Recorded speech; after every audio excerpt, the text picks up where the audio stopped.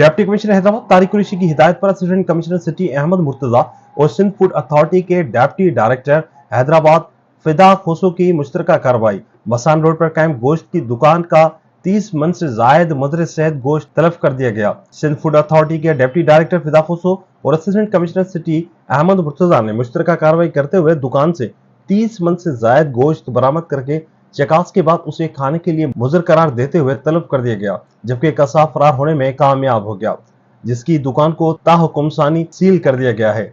Sindh food authority Hyderabad Fida Khoso और assistant commissioner Ahmad Murtaza ने कहा कि अवामी नास को मयारी और सेहत बख्श ग़िज़ा फराहम करने के लिए हर मुमकिन इक़दाम किए जा रहे हैं।